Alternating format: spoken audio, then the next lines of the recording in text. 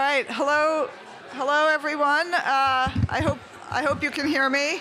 We're gonna get started with day 2, and everyone's gonna stop talking so they can listen to me. Thanks. All right, hi, I'm Amy Finkelstein. I'm a professor of economics at MIT, and I am the co-scientific director of JPAL North America. And I wanted to just kick off the day with a little bit of, if you'll indulge me, personal reminiscence in how we got here today. So my personal origin story begins with the Oregon health insurance experiment, which the state of Oregon in 2008 randomized whether or not individuals could get low-income uninsured individuals could get Medicaid. Kate Baker and I saw the opportunity to work with the state to study the impacts of this randomized trial. What is the impacts of insuring the uninsured? And thus, the Oregon health insurance experiment was born. When the results started to come out in 2011 and 2012, they got an enormous amount of attention in policy circles, in the media, far more than anything I had ever done before, which was quite gratifying on the one hand because it made me realize that there's an appreciation for rigorous evidence and a recognition of what rigorous evidence is. It exists not just in academia, but also in that mythical real world out there. But the glass half empty was that one of the reasons this study got so much attention is that at least in health policy, randomized controlled trials were incredibly rare. We heard, from Larry and others yesterday about the rich tradition in, say, job training programs of RCTs going back decades. But Medicaid at this point had been around for almost half a century, and there'd been no randomized studies of its impact. We also subsequently did a review, one of the first things we did at JPAL North America, that in fact, if you look at medical studies, and that also came up yesterday when Saga Education was wishing that education was more like medicine, well, health policy should also be more like medicine. So if you look at top journals, about 80% of studies of interventions, medical interventions, are randomized, but in health policy, that was less than 20%. So part of the mission was to change that.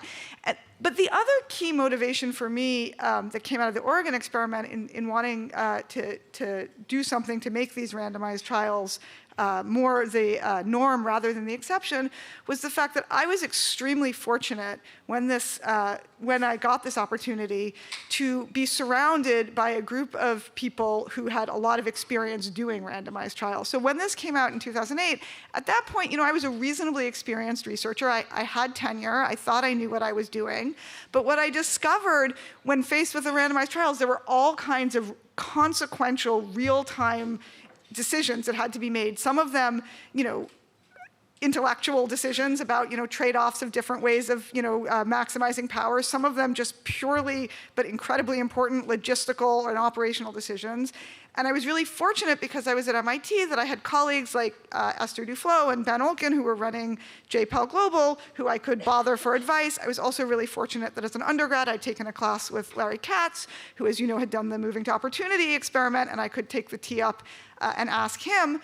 But I realized that most people were not that fortunate, but they could be. And part of the motivation in starting JPAL North America was to try to amortize all the knowledge that we had about running RCTs and leverage that to help researchers around the country in trying to do more of these high-impact RCTs.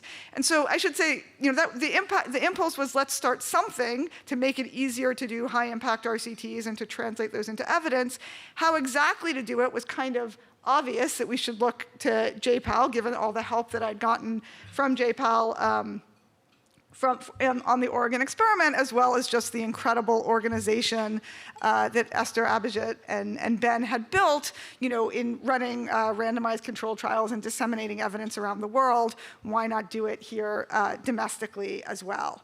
And so we started, in some sense, with goals that, and this I was joined, thankfully, with Larry Katz, who was my founding co-scientific director, with 2 goals that are just sort of bread and butter JPAL goals, or as we say in economics, supply and demand, right? Increase supply of high-quality RCTs on important policy issues, and encourage demand or use of those RCTs in policy discussion. But I have to say, and maybe we weren't, quite so nervous when we talked to the funders about it, but deep down, I was really nervous, we would throw this party and would anyone come? Could we actually get researchers, many of whom were already doing their own interesting research, to roll up their sleeves and do the hard work of RCTs? Could we actually get anyone to listen in the real world? I've never gotten anyone to listen to me about anything, so that seemed a particular burden. And so, really, especially in healthcare where I was working, it was literally just, can we get any RCTs research off the ground, et cetera? And I have to say that, I was nervous but optimistic, and we as an organization, and it's thanks to the people in this room and the people who also work with us who are not in this room, the staff, the implementing partners, the researchers, the funders, we have succeeded beyond my wildest expectations. And I know, sorry, 1 second. Misfire. I was going to say, I know we like data, not anecdotes, but I did want to start with an anecdote. And the anecdote is actually, this is Larry's origin or founding story, which is before JPAL North America, especially, there were, of course, RCTs being done domestically, and especially, as I mentioned, in labor economics. And he said he had the experience of publishing in the QJE, which, I'd be remiss, because if he isn't here right now, he feels very strongly is by far the best journal in our profession, publishing an outstanding randomized controlled trial done by a young researcher on changing the length of time people are listed as unemployed on their resume and looking at how that affects reemployment.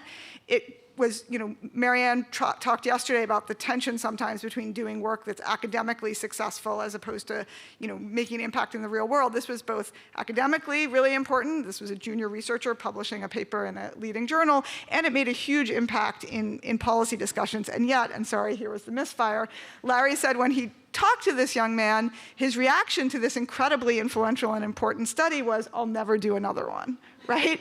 And that, for Larry, was the motivation behind JPAL North America, that shouldn't be the reaction. We should be able to help with some of the steep learning curve along the way, manage some of the operational logistics, and really make these much easier to do. And as I said, anecdotes are not our specialty, but that young man is now my co-scientific director. So I view, I don't see Matt here to embarrass him, but I think he's off trying to salvage an RCT right now, if I remember correctly.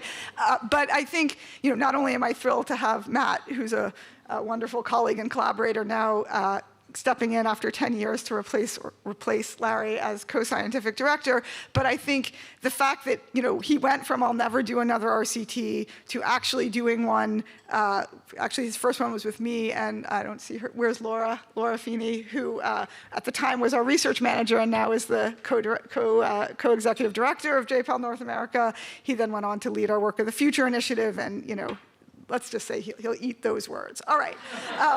Okay, so obviously, we're not just anecdote. I did want to briefly give you some of the data on what we've done on the large number of RCTs we've launched. Over the past 10 years, we started out with just a handful of affiliates. We now have, I think, something like 250 researchers conducting randomized evaluations in the North American region. We've supported more than 50 partner organizations through our evaluation incubator. We've helped over 30 governments get randomized evaluations off the ground. And also, we've made a real impact in the policy landscape. I mentioned when I was starting JPAL North America, I looked for help and inspiration to JPAL Global, and JPAL Global is now celebrating its 20-year anniversary. So those of you who can do the math can figure out that 10 years ago they were celebrating their 10-year anniversary. And I went to some of their events, and they had people, they had partners and researchers talk about the work they'd done together, and not only the amazing studies they'd done, but how it had been scaled up and influenced policy. And I just remember, again, sitting there thinking, oh gosh, I hope we can try to live up to that. And it was amazing sitting yesterday and listening to the work on education, listening to the work on sectoral employment programs, and obviously there'll be more today, to think about how much influence we've had in those areas, in summer youth employment, work we did during COVID on testing messages for how to get people to socially distance safely, pre-vaccine, that ended up, getting scaled up by Facebook during Thanksgiving and reducing infections by an enormous amount. Work we've done on simplifying forms and making it easier for people to take up the earned income tax credit, and many other things. I'm getting the 5-minute line. So I wanted to note, we also, we've had a really big impact, not just on policy, but on the policy discussion.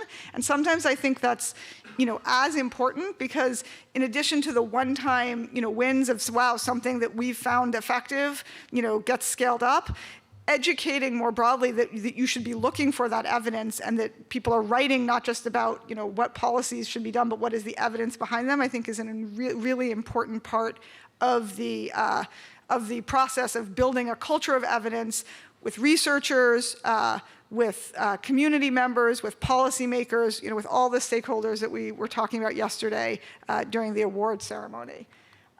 So I just wanted to conclude, I started at the beginning, I wanted to take a step back and tell a story, another origin story, which is, as I said, there was no doubt in my mind when we were starting out that we wanted to be, if they would have us under the J-PAL umbrella, given both its huge brand in terms of promoting rigorous evidence and the incredible just organizational capacity that existed.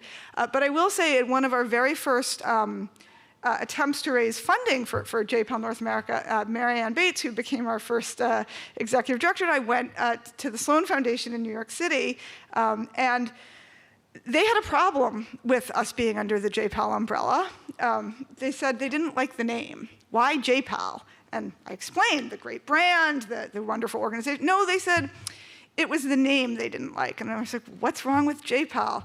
And Danny Goroff, who's been a longtime supporter of us, said, I don't know, J-PAL, it just kind of sounds like a Jewish dating service. And at the time we prevailed, but it's 10 years later. We've now, I think we're no longer the new kid on the block. And so Esther, I wanted to propose that we actually embrace that, at least at North America going forward, and that our slogan now be J-PAL North America, come for the research, stay for so much more.